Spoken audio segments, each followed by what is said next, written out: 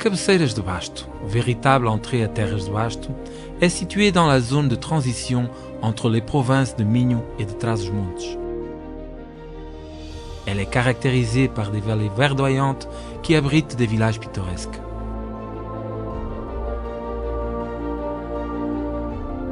Ici, au XIIe siècle, les moines bénédictins ont fondé un grand monastère car cette terre est à la fois éloignée des grands centres et accueillante et propice à la contemplation et à l'inspiration.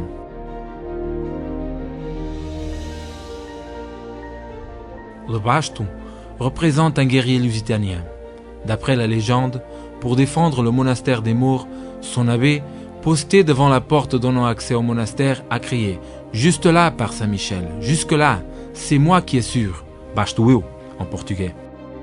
Actuellement, le Basto personnifie le cran des gens de la région. Sa statue est située à la place de la République, le vrai salon de visite de Cabeceiras de Basto, marqué par les senteurs intenses de ses jardins et le son des cloches de son église.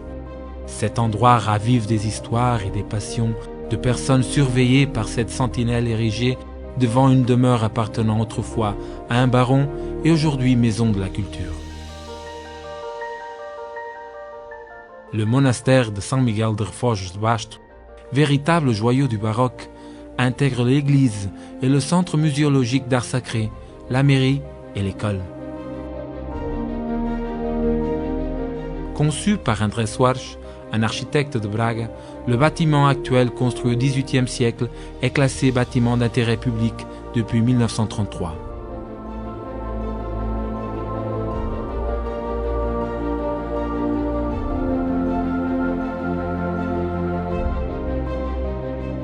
Le centre muséologique d'art sacré renferme une collection de tableaux et de sculptures de grande valeur.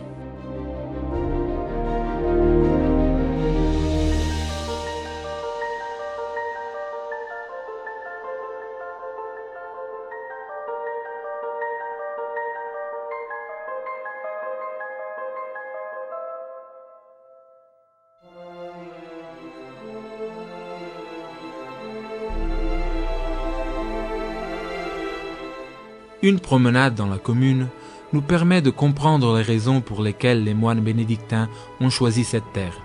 Une terre riche et tranquille où la communion avec les forces supérieures était possible.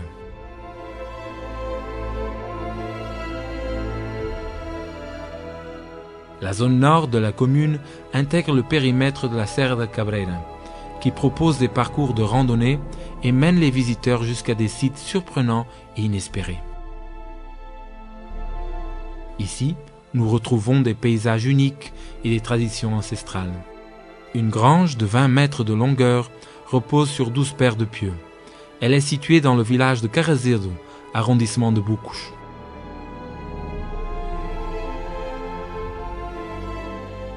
Dans la maison d'Hélène, les femmes de Búcos exécutent à la perfection certaines tâches ancestrales. Laver, sécher, tisser, filer et tricoter, entre autres.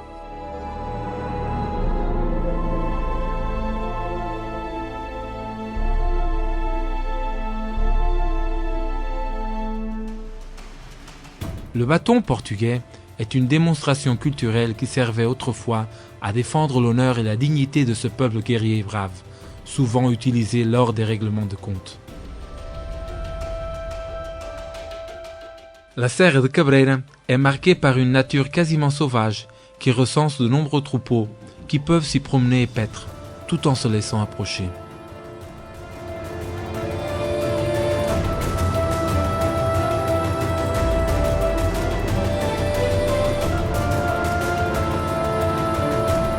Nous pouvons également voir des animaux sauvages, sangliers, daims, cerfs, lapins, perdrix et autres espèces de la faune de la région.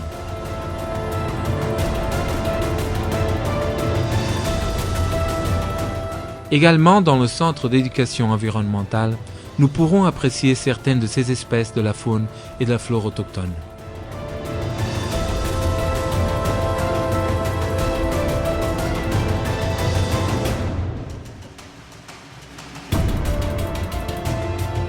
Par ailleurs, l'eau coule le long des rivières et ruisseaux.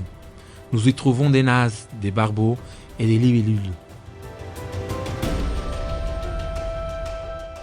À Moinhos de Rei, Dandiniche, au XIVe siècle, a édifié au long d'une levade appelée Vibura, vipère, un ensemble de moulins qui transforment le seigle et le maïs en farine.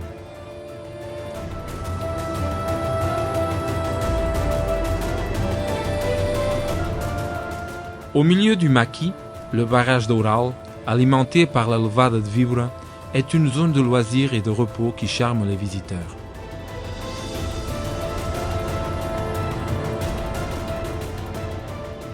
Une piste pour les avions légers et un hippodrome situé aux alentours de Moinhos de Rei sont des infrastructures qui accueillent plusieurs initiatives et compétitions nationales et internationales.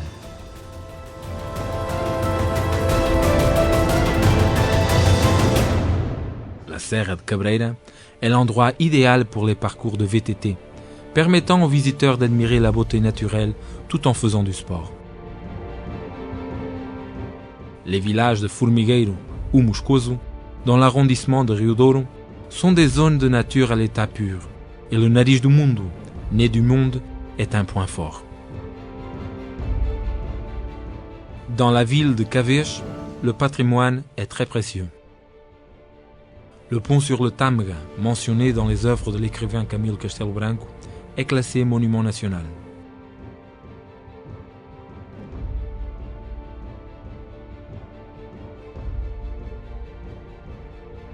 Ces coins de loisirs et ces plages fluviales aux eaux limpides invitent les visiteurs à plonger et à se reposer.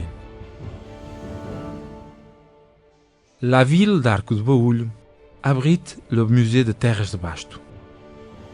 Situé dans une ancienne gare de chemin de fer qui pendant 40 ans a rempli sa fonction comme point de départ et d'arrivée de tant de voyageurs, le musée intègre actuellement le centre ferroviaire où nous pourrons visiter des wagons royaux empruntés par le roi Dom Carlos et la reine Amélia.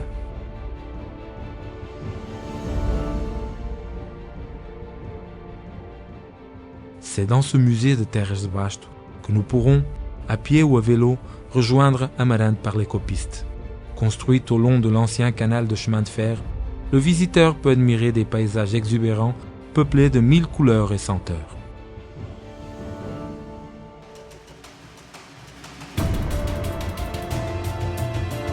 Les amants de l'équitation pourront visiter le centre hippique, lieu d'événements comme la foire du cheval.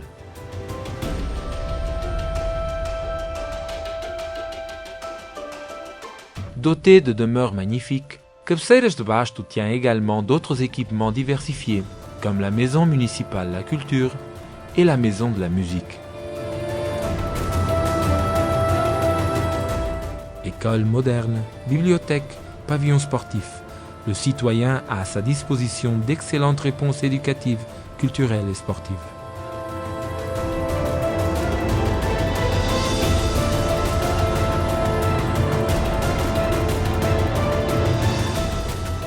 Les expositions, la musique, le théâtre et d'autres activités sont constamment présents dans la programmation culturelle de Cabeceiras de Basto.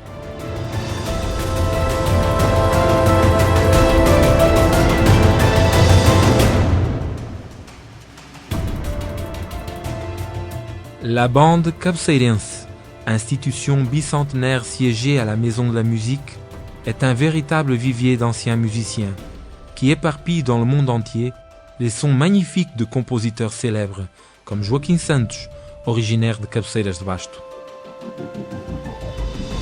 Parmi les plats gastronomiques excellents qui font les délices des visiteurs, nous retrouvons le veau, la morue au four aux pommes de terre, les cavacas, les compotes, le miel et le pão de ló, entre autres. Tout ceci arrosé par un bon vin vert provenant d'un excellent cépage.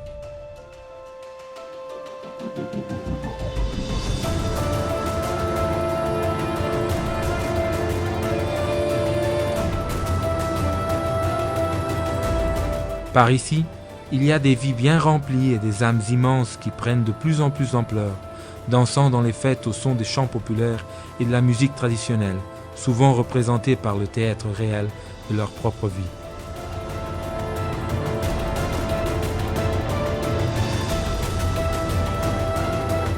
Partons donc à la découverte de cette terre de fête dont la population est sympathique et savante.